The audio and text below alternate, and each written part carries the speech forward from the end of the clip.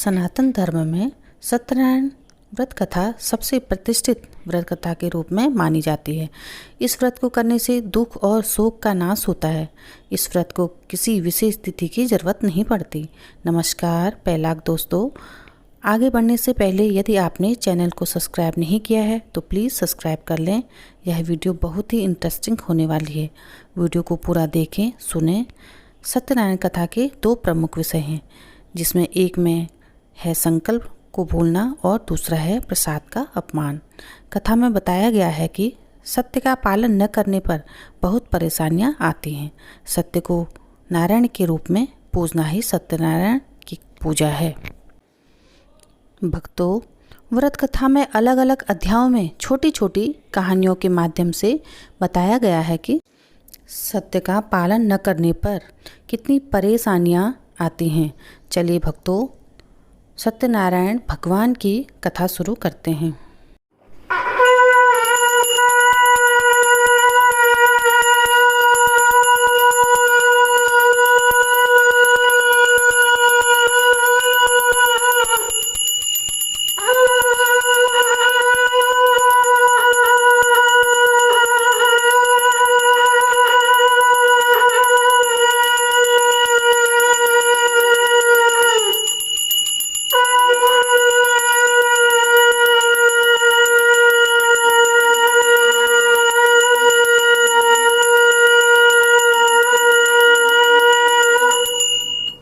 बोलिए श्री सत्यदेव भगवान की जय, सनातन धर्म की जय, अपने अपने गुरु देव की जय, इष्ट देव की जय। बोलिए श्री वृंदावन बिहारी की जय। व्यास जी बोले, एक बार 88,000 ऋषि एकत्र होकर पौराणिक सूत जी से पूछने लगे, हे महर्षि महामुनि, किस व्रत के द्वारा फल की प्राप्ति होती है? उन सबको हम सुनना चाहते हैं। सूत जी बोले, एक बार नारद जी ने कमलापति भगवान विष्णु से जिस प्रकार पूछा, उसी प्रसंग को मैं तुमसे कहता हूँ, उसे ध्यानपूर्वक सुनो। एक बार नारद जी दूसरों की कृपा करने की इच्छा से अनेक लोकों में घूमते हुए मृत्युलोक में आए। इस मृत्युलोक में मनुष्यों को अनेक प्रकार के कलेशों से युक्त नाना योनियों में उत्पन्न अपने अपने कर्मों से पीड़ित देखकर उन्होंने सोचा कि किस उपाय के द्वारा इनके दुख निश्चित रूप से दूर हों। ऐसा मन में विचार कर नारद जी विष्णुलोक को चले गए, जहाँ शुक्ल वर्ण वाले 4 भुजा वाले शंख चक्र गदा पद्म धारण किए वनमाला से अलंकृत नारायण भगवान को देखकर नारद जी उनकी स्तुति करने लगे। हे अनंत शक्ति संपन्न वनवाणी से अगम अगोचर, आपको प्रणाम। आप निर्गुण भी हो, सगुण भी हो, आदि मध्य और अंत भी हो। समस्त लोकों के प्राणियों आप आदि कारण हो, भक्तों के कष्ट दूर करने वालों हो, आपकी जय हो। यह स्तुति को सुनकर भगवान विष्णु नारद जी से बोले, हे नारद, तुम यहाँ क्यों आए हो? तुम्हारे मन में क्या है, मुझे बताओ। नारद जी बोले, सारी कथा मैं आपको सुनाता हूँ। हे प्रभु, मृत्युलोक में मनुष्य नाना प्रकार के क्लेशों से युक्त है, अनेक योनियों में भोगते हुए कर्म से पीड़ित हो रहे हैं।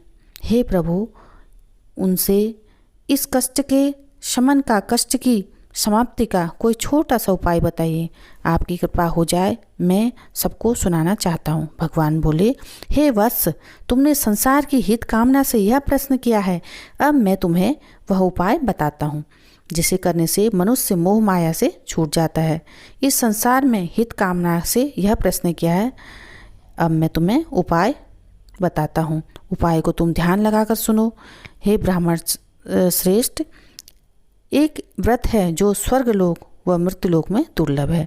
उस व्रत को तेरे प्रेम के कारण आज मैं प्रकाशित कर रहा हूँ। सत्यनारायण भगवान का एक व्रत है, उसको विधान और विधि पूर्वक करने से मानव शीघ्र ही सुख की प्राप्ति करता है और अंत में मोक्ष को प्राप्त करता है। भगवान के इस प्रकार के वाक्य सुनकर श्री नारद बोले, हे नाथ, इस व्रत का क्या फल है, क्या विधान है? इस व्रत को किस किसने किया? हे प्रभु, मुझे विस्तार पूर्वक बताइए। इस व्रत को कब करना चाहिए? श्री भगवान बोले, हे नारद, यह व्रत दुख शोक को मिटाने वाला है, धन धान्य को बढ़ाने वाला है, सौभाग्य और संतान को देने वाला है, सब जगह विजय कराने वाला है। इसके लिए दिन बंधन नहीं है, किसी भी दिन व्रत को किया जा सकता है, लेकिन इसमें भक्ति एवं श्रद्धा की परम आवश्यकता है। संध्या की बेला में ब्राह्मण एवं बंधु बांधवों सहित धर्म में तत्पर होकर सत्यनारायण भगवान की पूजा करनी चाहिए। सवा सेर नैवेद्य भक्तिपूर्वक भगवान को अर्पण करें। मिठाई, भोजन सामग्री, भगवान का प्रिय फल, केला, घी, दूध, पंचामृत, प्रसाद बनाएं। गुड़ मिलाकर समस्त सामग्री एकत्र करके भगवान को समर्पण करें। ऐसा करने से मनुष्यों की कामना सिद्धि निश्चित रूप से होती है। विशेषकर कलयुग में कोई दूसरा उपाय इससे सुगम नहीं है। बोलिए श्री सत्यदेव भगवान की जय। इति स्कंद पुराणे रेवाखंडे श्री सत्यनारायण व्रत कथायां प्रथमो अध्याय।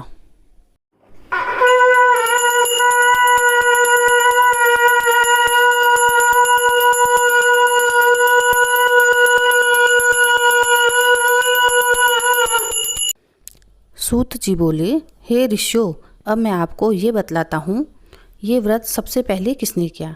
प्राचीन सुंदर काशीपुर नगर में एक गरीब ब्राह्मण रहता था। भूख प्यास से व्याकुल होकर वह ब्राह्मण नित्य प्रति पृथ्वी पर भटका करता था। ब्राह्मणों से प्यार करने वाले ब्राह्मणों को प्यारे भगवान ने उस दुखित ब्राह्मण को देखा।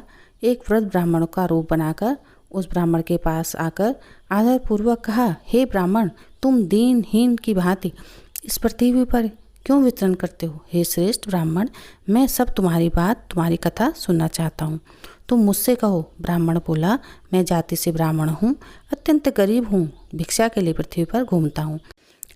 यदि आप इससे मुक्ति का उपाय जानते हो तो कृपया मुझे बताएं। वृद्ध ब्राह्मण बोले, हे ब्राह्मण, सत्यनारायण भगवान जो विष्णु स्वरूप हैं, वांछित फल को देने वाले हैं और फल को पूरा करने वाले हैं, उन्हीं का तुम पूजन करो। इस उत्तम व्रत को करो जिसको करने से मानव दुखों से छूट जाता है। और व्रत का विधान जैसा कि मैंने पहले बताया है। ब्राह्मणों को यत्नपूर्वक बतलाकर वृद्ध ब्राह्मण रूप वाले सत्यनारायण भगवान वहीं अंतर्ध्यान हो गए। जो उस वृद्ध ब्राह्मण ने कहा, मैं अब उस व्रत को करूँगा, ऐसा सोचकर ब्राह्मण को रात्रि में निद्रा नहीं आई। तब प्रातःकाल उठकर सत्यनारायण का आज मैं व्रत करूँगा ऐसा संकल्प करके हाथ में जल लेकर संकल्प किया। वह ब्राह्मण भिक्षा के लिए चला गया। उस दिन ब्राह्मण को भिक्षा में बहुत अधिक धन मिला। उससे उसने बंधु बांधवों के साथ सत्यदेव का व्रत का आचरण किया। व्रत के प्रभाव से सारी दुखों से मुक्त हो गया, सारी संपत्तियों से युक्त हो गया। तब से उस ब्राह्मण ने प्रत्येक महीने उस व्रत को किया। व्रत को करने से वह ब्राह्मण सारे पापों से मुक्त हो गया और दुर्लभ मोक्ष को उसने प्राप्त किया। इस व्रत को पृथ्वी पर जो भी करेगा उस मनुष्य के सारे दुख दूर हो जाएंगे, ऐसा नारायण भगवान ने नारद जी से कहा। हे ब्राह्मणों, वही वृत्तांत मैंने आपको बता दिया है, अब मैं आपसे क्या कहूँ। ऋषि बोले, उस ब्राह्मण से इस व्रत की महिमा को सुनकर क्या किसी और ने भी इस व्रत को किया। हे मुनिराज, उस संपूर्ण वृत्तांत को हम सुनना चाहते हैं, हमें श्रद्धा उत्पन्न हुई। सूची बोले, हे मुनियों, आप लोग सुने, जिसने ये व्रत इस पृथ्वी पर किया। एक बार एक श्रेष्ठ ब्राह्मण अपने वैभव के साथ भाई बंधुओं के साथ व्रत कर रहा था। इसी बीच में कोई लकड़हारा वहाँ आ गया। बाहर लकड़ी के गट्ठे को रखकर ब्राह्मण के घर आया। वह प्यास से पीड़ित था, लेकिन ब्राह्मण को व्रत का अनुष्ठान देखकर प्रणाम करके ब्राह्मण से बोला, यह आप क्या कर रहे हैं। हे प्रभु, मुझे विस्तार पूर्वक बताओ, इसके करने से क्या फल होता है। ब्राह्मण बोला, मैं सारी कामनाओं की पूर्ति करने वाले सत्यदेव भगवान की पूजा कर रहा हूँ। उस ब्राह्मण से ऐसे सत्यनारायण के व्रत के विषय में सुनकर वह लकड़हारा बड़ा प्रसन्न हुआ। जल पीकर प्रसाद लेकर नगर की ओर चला गया। वह सत्यदेव का स्मरण करता जा रहा था, सोच रहा था कि लकड़ी बेचने से आज जो भी मिलेगा उसी से मैं सत्यनारायण भगवान की पूजा करूंगा। ऐसा सोचकर लकड़ियों का गट्ठर माथे पर रख वह उस गांव में गया जहां धनी लोग रहते थे। उस दिन उसे लकड़ियों का दूना मूल्य प्राप्त हो गया। फिर तो प्रसन्न मन से पके पके केले के फल लिए शक्कर, घी, दूध, गेहूं का आटा सभी सवाई मात्रा में लेकर अपने घर गया। फिर भाइयों को बुलाकर विधि पूर्वक उस व्रत को किया। उस व्रत के प्रभाव से वह लकड़हारा धन से युक्त हुआ। इस लोक में सुख पाकर अंत में वैकुंठ को गया। बोलिए श्री सत्यदेव भगवान की जय। इति स्कंद पुराणे रेवाखंडे श्री सत्यनारायण व्रत कथायां द्वितीयो अध्याय।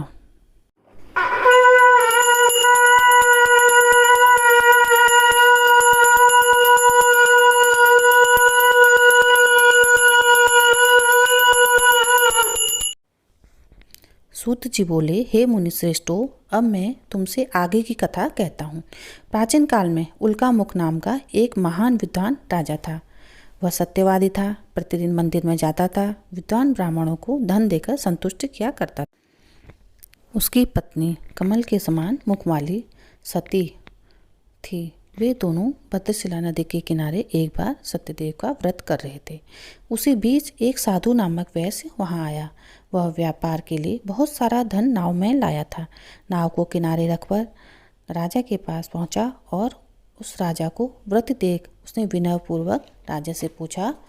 साधु वैश्य बोला, हे राजन, आप भक्ति युक्त चित्त से यह क्या कर रहे हो? आप सब मुझे बताइए, मैं सब सुनना चाहता हूँ। राजा बोला, हे साधु, मैं अतुल्य तेज वाले विष्णु भगवान की पूजा कर रहा हूँ और अपने स्वजनों के साथ पुत्र आदि कामनाओं की पूर्ति हेतु इनका व्रत भी करता हूँ। राजा के इन शब्दों को सुनकर वैश्य बोला, हे राजन, मुझे सारी बात बताइए। मैं आपकी बताई बात को अवश्य करूँगा, क्योंकि मेरे भी संतान नहीं है। इससे निश्चित रूप से संतान होगी। तब व्यापार कार्य से लौटकर आनंद पूर्वक वह वैश्य अपने घर गया। उसने अपनी पत्नी को संतानदाता व्रत बताया। मैं भी इस व्रत को करूँगा जब मेरे संतान हो जाएगी। इस प्रकार उस साधु वैश्य ने वह समस्त वृत्तांत अपनी पत्नी लीलावती को बताया। एक दिन प्रभु कृपा से उसकी पत्नी लीलावती गर्भवती हुई। उसने 10वें महीने में कन्या रूपी रत्न को पैदा किया। वह कन्या दिन दिन उसी तरह बढ़ने लगी जैसे शुक्ल पक्ष के में चंद्रमा बड़ा करता है। तब उस वैश्य ने अपनी पुत्री का नामकरण कर दिया और कलावती नाम रखा। इसके बाद लीलावती ने अपने पति को मधुरता से प्रेम पूर्वक कहा, हे नाथ, आप पूर्व में संकल्पित व्रत को क्यों नहीं करते? साधु बोला, हे प्रिय, यह काम को पूजा को विवाह के समय करेंगे। पत्नी को इस प्रकार आश्वासन देकर वह वैश्य नगर को चला गया। तब कलावती अपने पिताजी के घर बड़ी हो गई। एक दिन वैश्य ने अपनी सहेलियों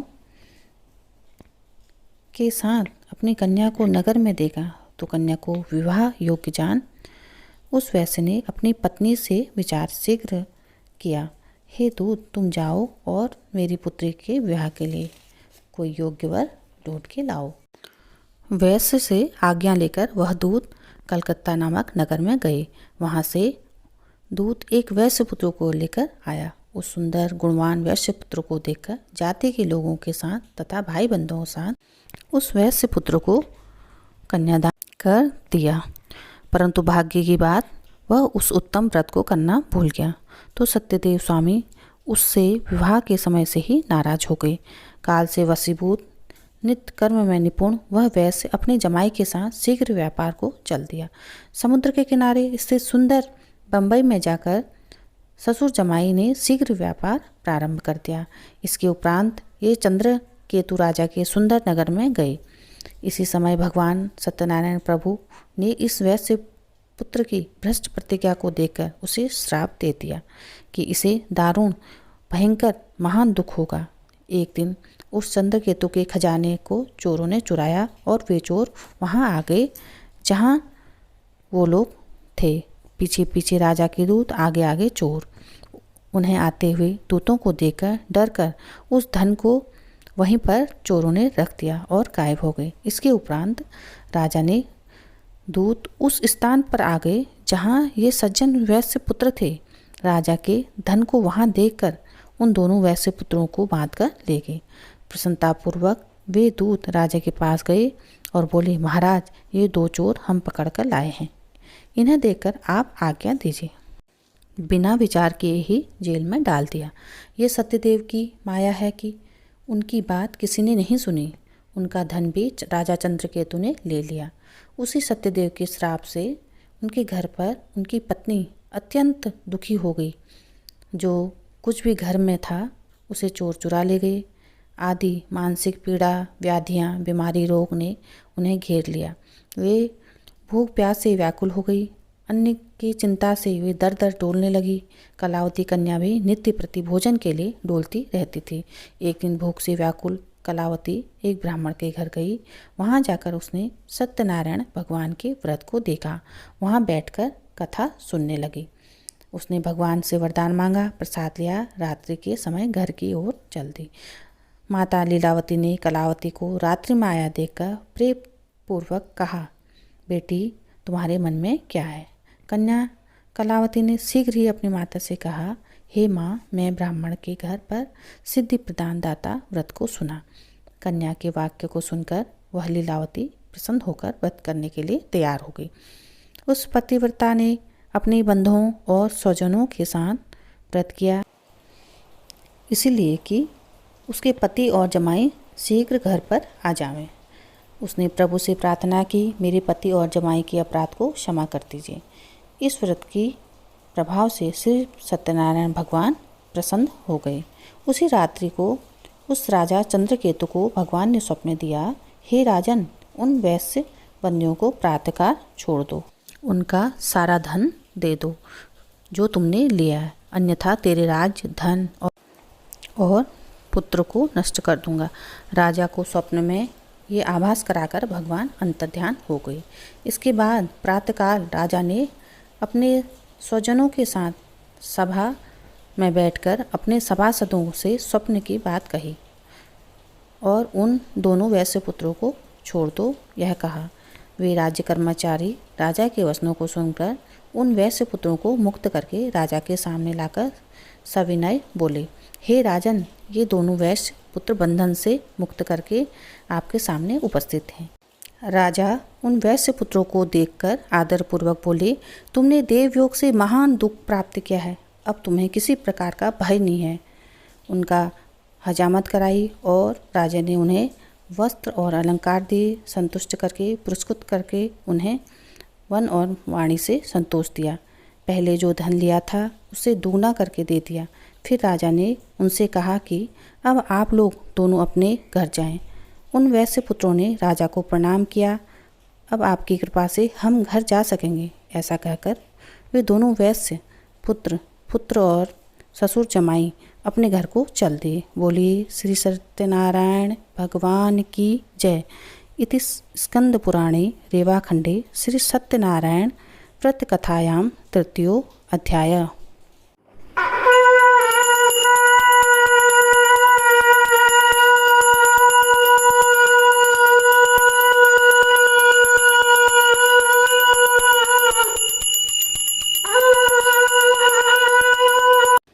सूत जी बोले, उस साधु वैश्य ने पहले मंगल विधान के साथ ब्राह्मणों को धन देकर यात्रा प्रारंभ की और अपने नगर की ओर चल दिया। उन वैश्य पुत्रों ने कुछ दूर जाने पर सत्यनारायण भगवान ने उनकी भावना को जानने की इच्छा से उनकी नाव के पास जाकर पूछा, तेरी नाव में क्या है? इसके उपरांत वैश्य अनादर की भावना से उपहास करता हुआ बोला, हे दंडी स्वामी, क्या तुम धन लेना चाहते हो? मेरे नाव में लता पत्राता आदि हैं। भगवान उनके ऐसे निष्ठुर वचनों को सुनकर बोले, जा, तेरा वाक्य तुझको सत्य हो। ऐसा कह दंडी स्वामी वहाँ से चले गए। थोड़ी दूर समुद्र के किनारे पर जाकर बैठ गई। वैश्य पुत्रों ने जब अपनी नाव को उठा हुआ देखा तो परम आश्चर्य में पड़ गए। उन्होंने देखा कि नाव में धन धान्य कुछ भी नहीं, वहाँ तो लता और पत्र आदि हैं, तो मूर्छित होकर पृथ्वी पर गिर पड़ा। इसके बाद उसके जमाई ने कहा, आप शोक क्यों करते हैं? ये साप तो दंडी स्वामी का दिया हुआ है, वे ही सब कुछ करने में समर्थ हैं। वैश्य दंडी स्वामी के पास गए। उन दंडी स्वामी को देखकर भक्ति पूर्वक प्रणाम करके आदर सहित वह वैश्य बोला, हे प्रभु, मैंने जो कुछ आपसे कहा है उसे आप क्षमा कीजिए। इसी प्रकार बार बार प्रणाम करता हुआ वह वैश्यपुत्र अंत में शोकाकुल हो गया। उस वैश्यपुत्र को विलाप करते देखकर दंडी स्वामी बोले, अरे मेरी पूजा से बहिर्मुख रहने वाले, अरे दुर्बुद्धि, तूने बार बार मेरी आज्ञा से दुख पाया है। भगवान के ऐसे वाक्य को सुनकर वह वैश्यपुत्र भगवान की स्तुति करने लगा। हे प्रभु, आपकी माया से ब्रह्मादि देवता भी मोहित हो जाते हैं। वे आपके गुण और रूप को, आपकी लीला को नहीं जान पाते। मैं तो मूर्ख प्राणी हूँ, आपकी माया से मोहित हूँ। आपको कैसे जान सकता हूँ? आप मुझ पर प्रसन्न हो जाइए। मैं आपको अपने वैभव के अनुसार पूजा करूँगा। मैं आपकी शरण में हूँ, आप मेरी रक्षा करें। मेरी पूर्व जैसी धन संपत्ति हो जाए। इस वैश्य के भक्ति युक्त वाक्य सुनकर भगवान शीघ्र प्रसन्न हो गए। उनको मनवांछित फल देकर भगवान वहीं अंतर्ध्यान हो गए। तब नाव पर चढ़कर और नाव को धन से भरा देख वह बोला, भगवान सत्यदेव की कृपा से मेरी कामना पूरी हो गई। ऐसा कहकर उसने स्वजनों के साथ सत्यदेव की यथाविधि पूर्वक कथा करी और अपने देश के लिए गमन किया। साधु वैश्य अपने जमाई से बोले, ये मेरी रत्नपुरी है। अपने वित्त रक्षक दूत को अपने घर भेजा। इसके बाद दूत नगर में गया। साधु वैश्य की पत्नी को देखकर हाथ जोड़कर ये उचित वाक्य बोला। नगर के समीप वैश्य साधु अपने जमाई जी के साथ बंधु वर्ग और बहुत से धन के साथ आए हैं। दूत के मुंह से ये वाक्य सुनकर लीलावती बड़ी ही प्रसन्न हुई। उस समय सत्यदेव की पूजा समाप्त कर वह अपनी पुत्री कलावती से बोली, मैं दर्शन के लिए जा रही हूँ, तुम भी शीघ्र आ जाना।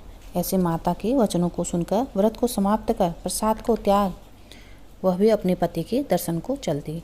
इससे सत्यदेव नाराज हो गए। भगवान ने उसके पति, नाव और धन को जल में डुबो दिया। जब कलावती ने अपने पति को नहीं देखा तो वह महान शोकाकुल होकर रोती हुई पृथ्वी पर गिर गई। नाव की ये हालत देख और कन्या को अत्यंत दुखी देख साधु वैश्य डरकर सोचने लगा, ये क्या आश्चर्य हो गया। साथ ही सब नौका चालक भी चिंता में पड़ गई। लीलावती अपनी कन्या कलावती की यह हालत देखकर व्याकुल हो गई। अत्यंत दुख के साथ विलाप करते हुए अपने पति से बोली, इस समय नौका के साथ वह जमाई कहाँ लोप हो गई। न जाने कौन से देवता के अपराध से नाव हरण हो गया। अरे सत्यदेव की महिमा को कौन जान सकता है। ऐसा कहकर अपने स्वजनों सहित वह रोने लगी। तब लीलावती ने अपनी कन्या कलावती को अपनी गोद में ले लिया। इसके उपरांत कलावती ने अपने स्वामी को नष्ट हुआ जान दुखी होकर अपने पति की खड़ाव लेकर उनका अनुसरण करने की अर्थात मरने की सोची। कन्या के इस कृत्य को, इस काम को देखकर लीलावती सहित वह साधु अत्यंत शोक से पीड़ित हो गए। उस धर्मात्मा ने सोचा कि सत्यदेव ने ही इस नाव व जमाई का हरण किया है। सत्यदेव की ही ये माया है। उसने सबको बुलाकर अपना मनोरथ कहा कि मैं अपने वैभव के अनुसार, अपने स्वरूप के अनुसार सत्यदेव की पूजा करूंगा। पृथ्वी पर उसने दंडवत प्रणाम किया, बार बार प्रणाम किया। इसे दीन दयाल सत्यदेव प्रसन्न हो गए। तभी आकाशवाणी हुई। भक्त वत्स भगवान बोले, अरे साधु वैश्य, तेरी पुत्री मेरा प्रसाद छोड़कर पति के दर्शन को आई है। इसी कारण उस कन्या का पति अदृश्य हो गया है। यदि वह जाकर प्रसाद लेकर पुनः आए तो उसे पति की अवश्य प्राप्त होगी। लीलावती इस आकाशवाणी को सुनकर शीघ्र ही अपने घर गई। प्रसाद को ग्रहण किया। पुनः आकर उसने अपने पति के दर्शन किए। इसके उपरांत कलावती ने अपने पिता से बोली, हे पिताजी, अब जल्दी घर चलो, विलंब क्यों करते हो। कन्या के इन वाक्यों को सुनकर वैश्य साधु संतुष्ट हुआ। उसने सत्यदेव का पूजन विधि विधान से किया। धन को लेकर बंधु बांधवों सहित अपने घर को गया। पूर्णिमासी और संक्रांति को उसने सत्यदेव का पूजन किया। इस लोक में सुख पाकर अंत में सत्यपुर अर्थात वैकुंठ धाम को चला गया। बोले सत्यदेव भगवान की जय। इति स्कंद पुराणे रेवाखंडे श्री सत्यनारायण व्रत कथायां चतुर्थो अध्याय।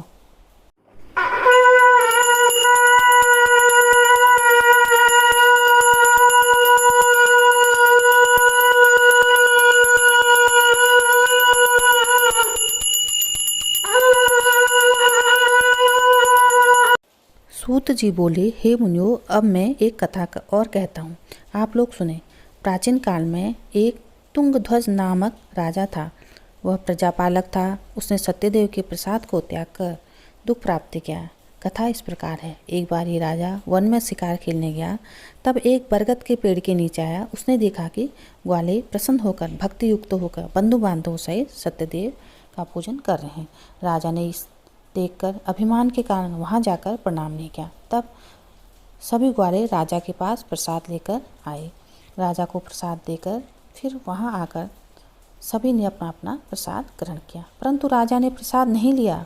इसके बाद प्रसाद को त्याग कर राजा ने दुख उठाया। उस राजा के 100 पुत्र नष्ट हो गए, धन धान्य नष्ट हो गया। जब मन में विचारा तो उसने निश्चित हुआ कि सत्यनारायण भगवान ने ही सब कुछ नष्ट किया है। अब मैं वहीं जाता हूँ जहाँ सत्यदेव का पूजन होता है। ऐसा मन में विचार कर वह राजा ग्वालों के पास गया। तब उस तुंगध्वज राजा ने ग्वालों के साथ सत्यदेव का पूजन किया और श्रद्धा से युक्त होकर पूजन किया। सत्यदेव की कृपा से वह पुनः पुत्र एवं धन धान्य से युक्त हो गया। इस लोक में सुख पाकर अंत में वैकुंठ को गया। जो लोग इस परम दुर्लभ सत्य के व्रत को करते हैं, भक्ति से करते हैं, पुण्य दान करने वाली फलदायिनी इस कथा को सुनते हैं, सत्यदेव की कृपा से उनके धन धान्य हो जाता है। सत्यदेव की कृपा से गरीब को धन मिलता है, बंधन वाले को बंधन छूट जाते हैं। सत्यदेव की कृपा से डरे हुए को डर निकल जाता है, इसमें कोई संशय नहीं है। वह व्यक्ति इच्छित फल पाकर अंत में वैकुंठ को जाता है। हे ब्राह्मणों, ये सत्यदेव का व्रत मैंने तुमको बताया, जिसके करने से मानव सभी प्रकार के दुखों से मुक्त हो जाता है। विशेषकर कलयुग में सत्यनारायण की पूजा फल देने वाली है। कुछ इसे सत्यदेव कहते हैं, कुछ इसे सत्य कहते हैं, कुछ इसे भगवान कहते हैं, कुछ इन्हें सत्यनारायण, कुछ सत्यदेव स्वामी कहते हैं। इनके अनेक रूप हैं। श्री सत्यदेव अपने भक्तों की इच्छाओं की पूर्ति करते हैं।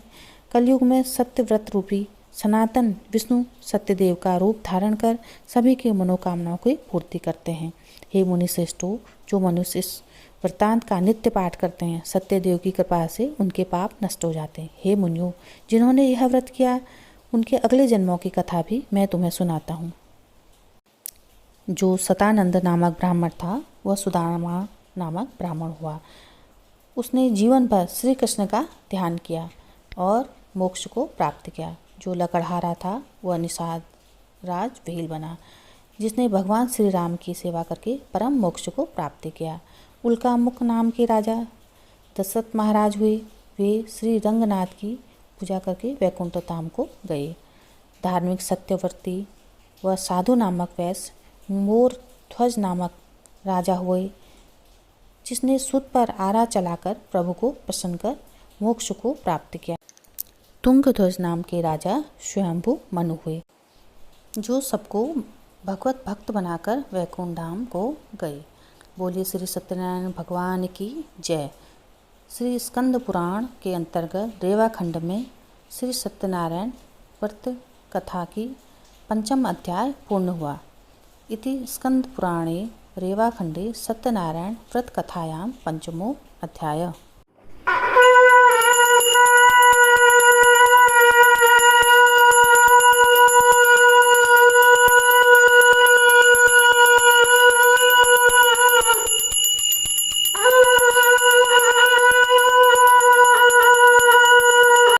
भक्तों, अब आप श्री सत्यनारायण भगवान जी की आरती शुरू करें।